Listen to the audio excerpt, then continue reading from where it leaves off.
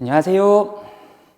예, 저는 이번에 와부고등학교 2학년 미적분 2학기 중간고사 지필평가 분석을 맡게 된 김형래라고 합니다. 잘 부탁드리겠습니다.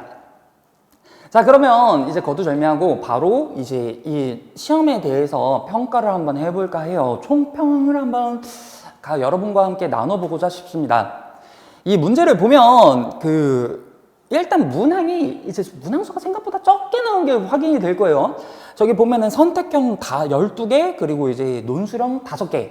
그리고 이 범위가 수열의 극한부터 여러 가지 미분법까지 해서 생각보다 조금 범위가 넓었는데 굉장히 밸런스 있게 잘 분배해서 이제 출제를 했다고 저는 판단을 하고 있습니다. 그리고 이 문제가 근데 생각보다 좀 쉬웠어요. 지금 객관식이 12문항이 있고 60점이라고 되어 있고 논술형이 5문항이 있고 40점이 있는데 이게 학생들이 시험을 본 상황에서 보면 생각보다 이제 객관식 60점을 다 맞은 학생들이 많았던 걸로 알고 있어요.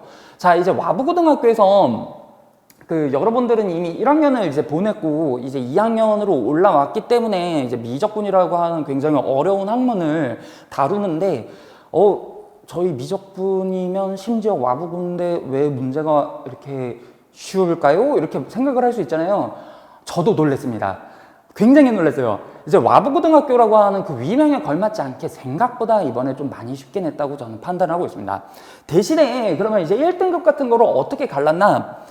이게 계산 문제가 하나가 굉장히 지저분한 게 하나가 있었어요. 심지어 맨 처음에 이제 나눠주는 답지 있잖아요. 학교 선생님이 풀어주는 그 답지조차도 한번 틀려서 답안이 수정될 만큼 계산이 조금 지저분한 문제가 하나가 있었다고 이제 보시면 될 것 같아요.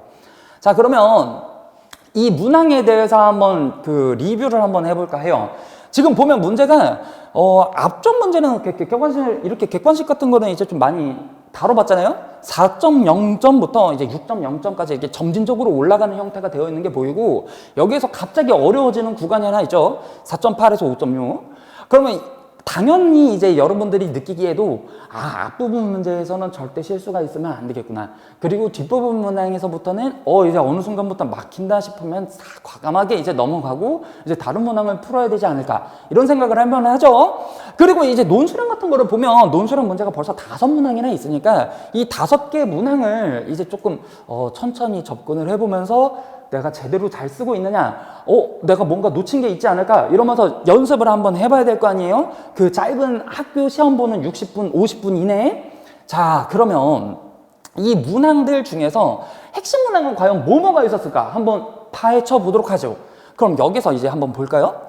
제가 방금 말씀드린 것처럼 이 4.8에서 갑자기 어려워진 이 8번 문항 하나와 그리고 이 뒤에 객관식에서 뒤에 부분 3개, 그리고 특이하게도 논술형에서는 뒷부분이 아니라 앞쪽에서 어려운 문제가 있었다. 저는 이렇게 판단을 하고 있습니다.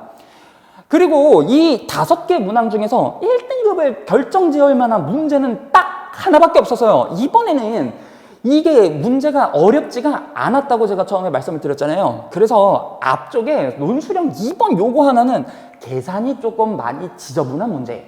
그리고 요 3번, 논술형 3번 같은 거는 다소 어렵지만 수투를 제대로 공부를 했다면 생각보다 쉬웠을 만한 문제, 이렇게 저는 판단을 하고 있습니다. 그래서 1등급을 결정지을 만한 문제는 앞쪽 거는 계산이 틀리지 않았다면 뒤에서, 즉 논술형 3번에서 생기지 않았을까, 저는 이렇게 고민을 하고 있어요. 그리고 그러면 여기에서 이제 이 체감 난도가 급격하게 상승한 부분은 바로 요 부분이라고 제가 말씀드렸던 게 기억이 나죠. 그리고 좀 재밌는 문제가 하나 있습니다.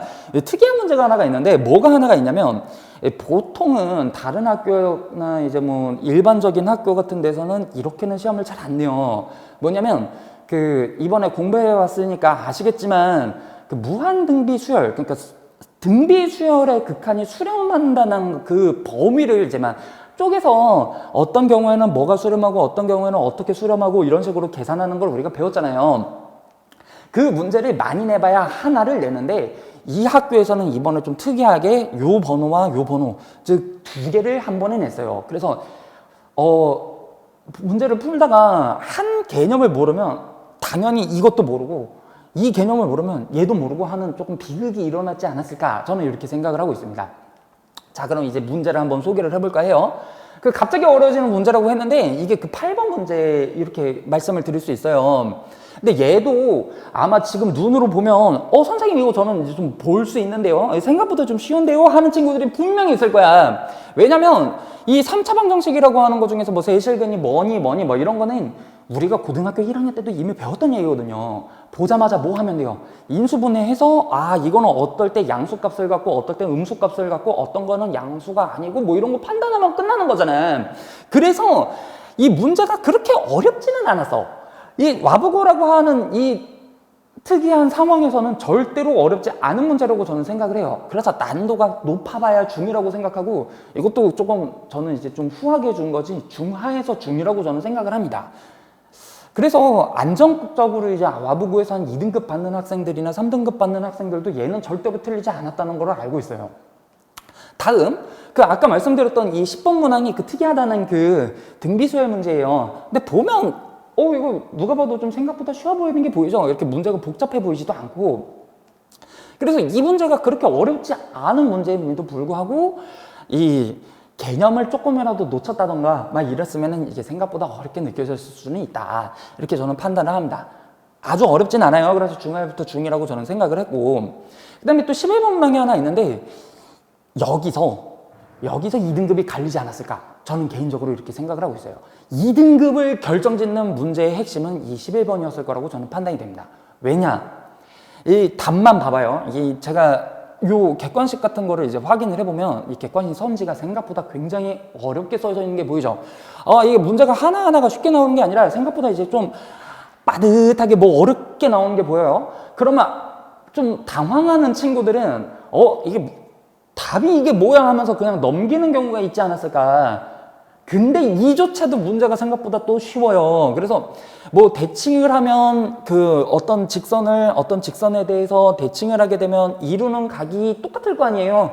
그래서 그 각 차이, 두 직선이 이루는 각이 일정하다. 즉 탄젠트 덧셈 정리만 정확하게 이해를 했어도 생각보다 쉽게 풀만한 문제였다고 저는 판단을 하고 있어요. 그래서 난도가 중인데 이거 보고서 갑자기 체감 난도가 확 올라간 친구들이 종종 있어서 이거를 중상이라고 썼습니다. 이게 시험이 아니라 이후에 이제 객관식 같은 거를 뭐 따로 떼서 뭐 기출문제 풀이 같은 거를 여러분들을 하게 될 거 아니에요? 그러면 이건 아마 쉬운 문제로 들어가지 않았을까, 저는 이렇게 생각을 하고 있어요. 그리고 이제 12번 문항 같은 거는 요거는 이제 그 흔한 삼각함수 극한 활용하는 문제인데, 이 극한 활용하는 문제조차도 모의고사 4점짜리라고 하기도 민망할 정도로 그렇게 어렵지 않게 출제가 되었습니다. 그래서 아마 생각보다 친구들이 요 정도까지는 잘할 거라고 저는 생각을 해요. 그리고 아까 얘기 드린 그 계산이 굉장히 지저분한 문제가 요게 하나 있습니다. 아까 처음에 말씀드렸죠, 소개하면서 그 학교 선생님조차도 처음에 냈던 답지가 한번 틀렸었다고. 그래서 요게 조금 까다로웠지 않았을까. 이게 계산이 굉장히 괴랄하고요. 이제 좀 문제가 완성도는 높은데 숫자가 조금 화가 많이 나요. 그래서 이게 금방 안 나오고 좀 빙빙 돌고, 그래서 답이 조금 많이 틀리지 않았을까. 그래서 난도가 중에서 중상 정도라고 저는 생각을 하고 있습니다. 그리고 사실상 킬러였지 않았을까 하는 게 논술형 3번인데요. 이 논술형 3번도 보면은 아까 말한 이 등비수열 극한이라고 하는 문제가 있던 게 보일 거예요. 근데 요 유형 자체는 그 모의고사 과거 기출들을 보면 굉장히 유사한 거를 많이 풀었다는 걸 알 수 있어요. 그래서 이게 보자마자 어렵다고 느끼는 거는 아마 조금 공부량이 부족한 친구들일 거고, 이걸 어디서 봤네 하는 친구들은 이미 3등급을 이내로 안정권으로 받는 애들일 게 뻔해요. 그래서 이 문제가 어려운 건 아닌데 이게 왜 그나마 어려웠을까? 이 맨 마지막에 보면은 이거 어디서 많이 본 것 같아요. 여러분들이 1학기 때 수투를 배웠던 그곳에서 나왔던 바로 이 문제가 여기서 응용 문제로 같이 한번 나왔어요. 그래서 요거 하나가 조금 어렵지 않았을까, 이렇게 생각을 하고 있습니다. 그래서 이 전반적으로 보면 제가 이 앞에서도 처음에 말했지만 와보고 위명에 걸맞지 않게 생각보다 좀 쉽게 나온 시험이다 라고 하는 거를 느낌이 확 와닿았을 거라고 저는 생각을 해요. 제가 소개시켜주지 않은 문제는 심지어 어떤 거는 교과서 증명을 그대로 따라 써라 뭐 이런 문제도 있었어요. 정말로. 그 대신에 계산이 지저분한 게 있어갖고 이제 시간 분배를 조금 어렵게 하지 않았나, 이렇게 생각을 하고 있어요. 그러니까 이런 시험을 볼 때는 어떻게 해야 돼? 아, 반드시 앞쪽에서 실수가 있으면 안 되겠죠. 그리고 절대로 저는 확신을 하고 있어요. 이렇게 시험을 문제를 냈다? 그러면 높은 확률로 기말고사는 지옥불이 될 가능성이 높습니다. 난도가 많이 어려울 거예요. 그러면 이 기말고사를 어떻게 준비를 해야 되나? 이 기말고사 준비하는 방법 중에서 가장 생각해야 되는 거는 이거 하나예요. 여러분들이 지금 배우고 있는 시험 범위가 미적분의 제일 마지막 부분이잖아요. 여러분들이 고등학교 1, 2, 3학년 통틀어서 배우는 그 과목 중에서 제일 어려운 게 미적분인데, 그 미적분 중에서도 가장 어려운 부분은 이제 배우는 단계예요. 근데 그 와중에서도 이제 시험 문제 전반적인 난도가 어려울 테니 범위를 안 가리고 그냥 사방팔방에서 어렵게 나오지 않을까? 그러면 이제 그 공부를 어떻게 해야 고득점을 얻을 수 있을까? 그럼 이렇게 봐야 되겠죠. 적분을 처음 접할 경우에는 이제 뭐 치환적분이라든가 부분적분 같은 게 조금 처음 봐갖고 어렵다. 그러면 이제 쉬운 문제를 굉장히 많이 풀어서 일단 익숙해지는 게 첫 번째. 그리고 미분 활용이 너무 어려워서 도함수가 무슨 말인지 잘 모르겠고 극대극소거나 최대최소 같은 게 조금 판단이 어렵다. 그러면 반드시 수투를 처음부터 한번 빠르게 읽어보는 게 중요하다고 저는 생각을 합니다. 그리고 맨 마지막 범위에 이제 리미트 시그마, 다시 말해서 정적분 정적분 정의만 함수를 이제 섞어서 나오는 문제가 있는데, 그것도 이제 좀 깊게 봐둬야 되지 않을까 하고 저는 개인적으로 생각하고 있어요. 이상입니다. 예, 저는 여기까지 이제 말씀을 드리고 싶고, 앞으로 우리 친구들이 와부고에서도 잘 해왔으니까 당연히 이후에도 잘할 거라고 저는 생각을 하고 있습니다. 그래서 조금 이번 기출문제가 생각보다 좀 쉬웠기 때문에 올해 2025년이 되겠죠. 2025년 시험도 좀 쉽지 않을까? 이런 생각은 하지 않고 와부고는 항상 문제가 굉장히 어렵다고 이제 생각을 하면 될 테니 이제 좀 깊게 고민을 해봐서 많은 공부를 해야 되겠지 않을까? 이렇게 생각을 해보면 좋겠습니다. 예, 이상입니다. 지금까지 구주입의 김형래였습니다. 감사합니다.